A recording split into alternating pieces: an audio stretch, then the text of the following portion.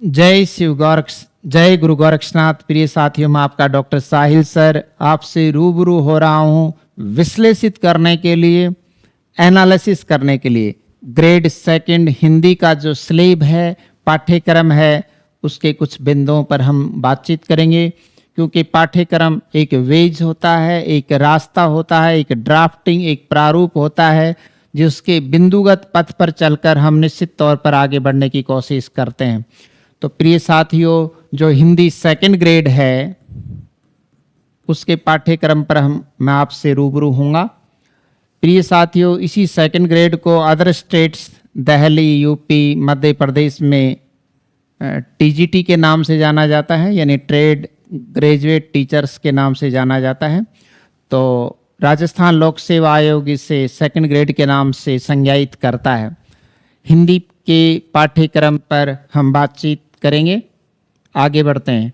तो प्रिय साथियों, माध्यमिक व उच्च माध्यमिक स्तर के आधार पर, यानी पूछे गए प्रश्नों का जो स्तर है वो माध्यमिक व उच्च माध्यमिक स्टैंडर्ड का रहेगा। वर्ण विधान पर बातचीत होगी। वर्ण व्यवस्था न होकर वर्ण अपने आप में एक विधान है, एक संवैधानिक स्वरूप है। ये किसी भी भाषा के वर्ण विधान पर स्वर, 11 स्वर और 33 व्यंजन, उनका वर्गीकरण, उनके उच्चारण स्थलों पर बातचीत होगी। इसके बाद शब्दों के वर्गीकरण स्रोत के आधार पर तत्सम, तद्भव, देशज, विदेशी और शंकर शब्दों पर हम लोग केंद्रित रहेंगे। हाइब्रिड वर्ड होते हैं, जैसे रोशनदान, रोशन शब्द फारसी का है, दान शब्द हिंदी का है। जैसे टिकट, घर, टिकट इंग्लिश का वर्ड है और घर हिंदी का है। ऐसे अल्फाज को हम हाइब्रिड वर्ड या संकर शब्दों के नाम से जानते हैं। तो तत्सम यानी जो संस्कृत के समान शब्दावली हिंदी में ज्यों की त्यों, एज इट इज काम में ली जाती है, दैट टाइम हम उसे तत्सम के नाम से अभिहित करते हैं। उसके बिगड़े हुए स्वरूप को तद्भव। और भारतवर्ष पर लगभग 1000 वर्षों तक विदेशी हुकूमत रही। कभी मुगल, कभी पुर्तगाली और कभी अंग्रेज भारत पर हुकूमत करते रहे। तो उनकी भाषा की शब्दावली हिंदी भाषा में आत्मसात हो गई, जिससे हम विदेशी शब्दावली के नाम से संज्ञायित करते हैं। इसके बाद शब्द वर्गीकरण यानी विकारी और अविकारी, 4 स्वरूप अविकारी और 4 स्वरूप विकारी होते हैं। इन शब्दों का परिचय, भेद और उनके काइंड्स पर, उपभेदों पर, सब काइंड्स पर विचार किया जाएगा। इसके बाद जेंडर है, नंबर है, काज है, टाइमिंग है और वॉइस पर बातचीत होगी, यानी व्याकरणिक कोटियाँ। प्रिय साथियों, शब्दों के प्रकार 4 होते हैं, लेकिन शब्द भेद 8 होते हैं। यानी अगर हम किसी बुक्स में, किसी बोर्ड पर कोई अल्फाज लिखें तो वो इन 8 भेदों में से कोई एक है। शब्दों के प्रकार हिंदी में 4 हैं, प्रकार हैं, लेकिन शब्द भेद जो हैं वो 8 होते हैं, जिसमें 4 विकारी होते हैं और 4 स्वरूप अविकारी होते हैं। शब्द रचना की बातचीत करें तो हिंदी भाषा में नए शब्दों के उत्पादन के 4 रास्ते हैं: संधि, समास, उपसर्ग और प्रत्यय। दुनिया की तमाम भाषाओं में, चाहे जर्मन, स्पेनिश, इटालियन, आंग्ल भाषा या चीन की मंडारनी या हिंदी, कोई भी भाषा हो, नए शब्दों के उत्पादन के 4 रास्ते होते हैं: संधि, समास, उपसर्ग व प्रत्यय।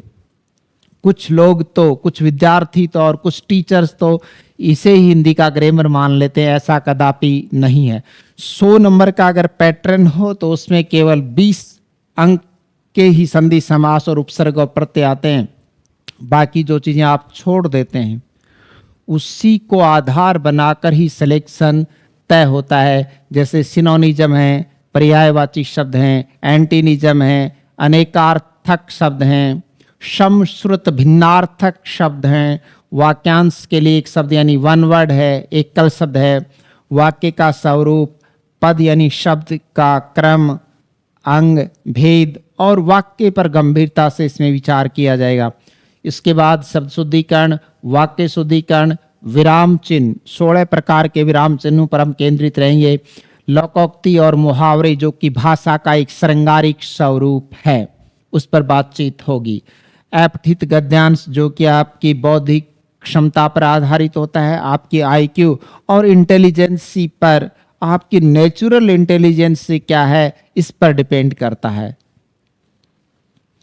प्रिय साथियों, इसके बाद स्नातक स्तर पर बातचीत करें तो शब्द शक्ति, द पावर ऑफ वर्ड्स, शब्द शक्ति के पितामह है विश्वनाथ हैं।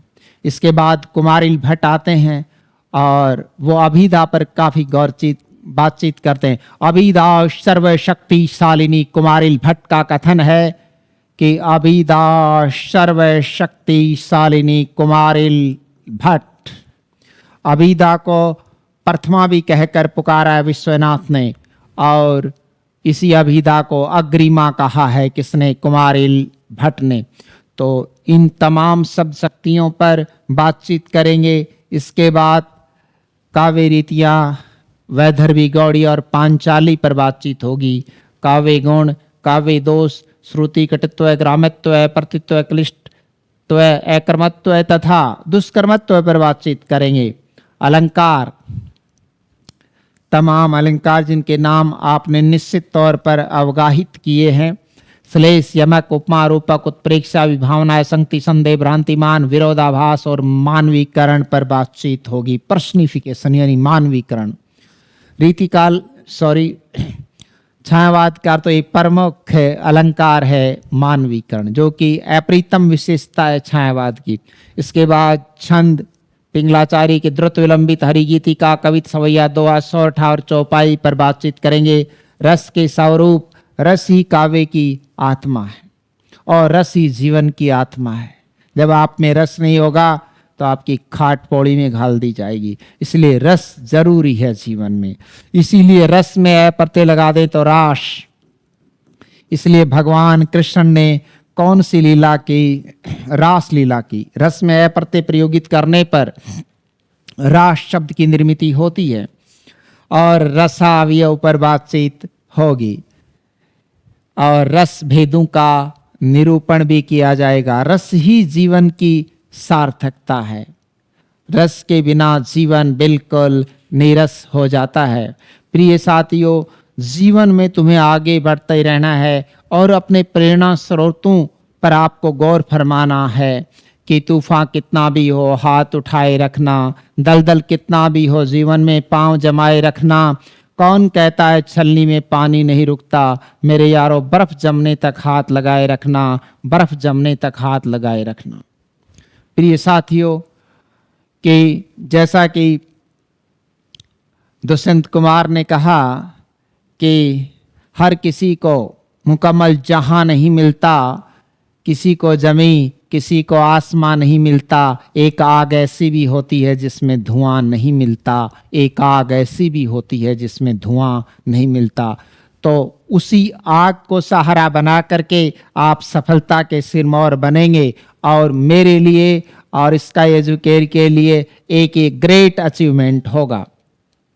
आफ्टर देन हिंदी साहित्य का संपूर्ण इतिहास, नामकरण, काल विभाजन, आदिकाल, भक्तिकाल, रीतिकाल के प्रमुख रचनाकार, उनकी रचनाओं पर बातचीत होगी।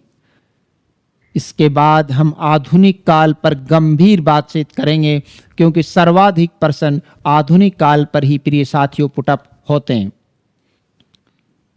आगे बढ़ते हैं। हिंदी भाषा के ओरिजिन, उद्भव, विकास, हिंदी और उसकी बोलियां, सामान्य परिचय और देवनागरी लिपि तक हम आएंगे। ब्राह्मी लिपि से चल करके, खरोष्टी लिपि से चल करके, गुप्त लिपि और कुटिल लिपि तक वाया कुटिल लिपि होते हुए हमें कौन सी लिपि तक आना है? देवनागरी। साउथ में नंदी नागरी, उत्तर भारत में देवनागरी। प्रिय साथियों, साउथ इंडिया में है वो नंदी नागरी है, लेकिन नॉर्दर्न इंडिया में जो है वो देवनागरी। प्रमुख रचनाएं कबीर ग्रंथावली के साखी पर, तुलसीदास के रामचरितमानस के बालकांड पर जो कि पीजीटी में भी है, सूर के भ्रमर गीत सार के 20 पद, संपादित बाई आचार्य रामचंद्र शुक्ल। मेरा पदावली संपादित परशुराम चतुर्वेदी। मेरा तो मरुस्थल की मंदाकिनी है, मेरा तो मरुस्थल की मंदाकिनी है। तो उस पर बातचीत होगी। बिहारी रत्नाकर के प्रथम 20 पद और आपके पीजीटी में ये केवल 25 हैं। सूर्यमल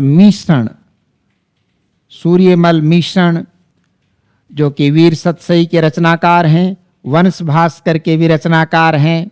कौन? सूर्यमल मिश्रण। संपादित बाई नरोत्तम दास स्वामी, नरेंद्र भानावत, लक्ष्मी कमल। दिनकर, समय सूर्य दिनकर के कुरुक्षेत्र का प्रथम सर्ग, प्रसाद के कामायनी का सरधा सर्ग। हिमगिरी के उतंग शिखर पर बैठ शिला की शीतल छाह, एक पुरुष भीगे नैनों से देख रहा था प्रलय परवाह। ये कामायनी का प्रथम असियार है। तो कामायनी के सरधा सरग पर, नारी तुम केवल श्रद्धा हो, विश्वास रजत नग पगतल में, पीयूष स्रोत सी बहा करो जीवन के सुंदर समतल में। नारी तुम केवल श्रद्धा हो, विश्वास रजत नग पगतल में, पीयूष स्रोत सी बहा करो जीवन के सुंदर समतल में। राइट। तो हम कामायनी पर बातचीत करेंगे। कामायनी 1935 यानी 1935 की महानतम और कालजयी रचना। दुख की पिछली रजनी बीच विकसता सुख का नवल प्रभात, दुख की पिछली रजनी बीच विकसता सुख का नवल प्रभात। सरदा कहती है किससे? मनु से कहती है। तो मनु कहते हैं, हाँ हाँ प्रकृति रही विजय, पराजित हम सब हुए, भूले थे सब कुछ विलासिता के मद में। हाँ हाँ प्रकृति रही विजय, पराजित हम सब हुए। हम सब कौन? देव जाति। पराजित हम सब हुए, भूले थे सब कुछ विलासिता के मद में। कुछ ज्ञान दूर, कुछ क्रिया भिन्न, इच्छा पूरी क्यों हो मन की, एक दूसरे से नहीं मिल सके विडंबना जीवन की, विडंबना जीवन की। ये कामायनी का प्रिय साथियों केंद्र बिंदु है। इसके बाद आचार्य रामचंद्र शुक्ल के महानतम निबंध संग्रह चिंतामणि में उत्साह, श्रद्धा और भक्ति, लोभ और प्रीति पर हम बातचीत करेंगे। उत्साह जो कि वीर रस का स्थायी भाव है। वीर वो है जिसमें उत्साह है। लोग क्रोधपणे को वीरता मान लेते हैं, इससे बड़ी गलती और कोई नहीं हो सकती। भक्ति पर बातचीत करेंगे, श्रद्धा पर, लोभ और प्रीति, और लहरों के राजहंस, अमर कथा शिल्पी, कम शब्दों में अधिक कहने का मादा रखने वाले मोहन राकेश। कम शब्दों में अधिक कहने का मादा रखने वाले मोहन राकेश के महानतम नाटक लहरों के राजहंस पर बातचीत करेंगे। एक तरफ है सुंदरी के पायल की झनकार, तो दूसरी तरफ है बुद्धम शरणम गच्छामि। इस द्वंद्व पर भी हम लोग बातचीत करेंगे लहरों के राजहंस में। स्त्री का आकर्षण पुरुष को पुरुष बना देता है और उसका आकर्षण उसे गौतम बुद्ध बना देता है। इस तथ्य पर हम लहरों के राजहंस में बातचीत करेंगे। बीकानेर राजस्थान के महानतम रचनाकार यादवेंद्र शर्मा चंद्र की बेहतरीन रचना खून का टीका पर भी हम केंद्रित रहेंगे। प्रिय साथियों, आगे बढ़ते हैं। कहानियां, कई आलोचकों ने तो उसने कहा था से ही आधुनिक हिंदी कहानी का जन्म मान्य किया है। पंडित चंद्रधर शर्मा गुलेरी, पहले जयपुर, इसके बाद मेयो कॉलेज अजमेर और इसके बाद बनारस हिंदू विश्वविद्यालय में आप प्राध्यापक रहे। पूस की रात, पौष का महीना यानी जाड़े में प्रेमचंद, पटाक्षेप नहीं होगा हेतु भारद्वाज और उजाले के मुसाई विजयदान देथा, जिनके कहानी संग्रह द्विधा पर पहेली नाम से पिक्चर बनी और जिसमें अभिनयकार रानी मुखर्जी और एक अभिनेता शाहरुख खान ने अभिनय किया था। वो रचना भी विजयदान देथा बोरुंदा जोधपुर के रहने वाले थे। आजकल इनके बेटे उस रूपाइन संस्थान को देख रहे हैं और इन्होंने देह त्याग कर दिया है विजयदान देथा ने।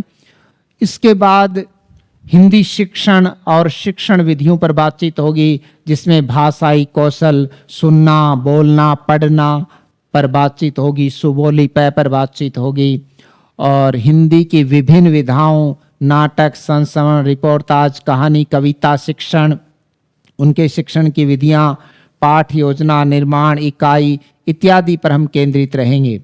भाषा में निदानात्मक परीक्षण और उपचारात्मक परीक्षण शिक्षण पर बातचीत होगी। भाषा शिक्षण में प्रयोगित होने वाली प्रमुख सहायक सामग्री और भाषा शिक्षण में मूल्यांकन, सतत समग्र मूल्यांकन एवं पाठांतर्गत और पाठ के उपरांत मूल्यांकन पर, सतत मूल्यांकन पर बातचीत करेंगे।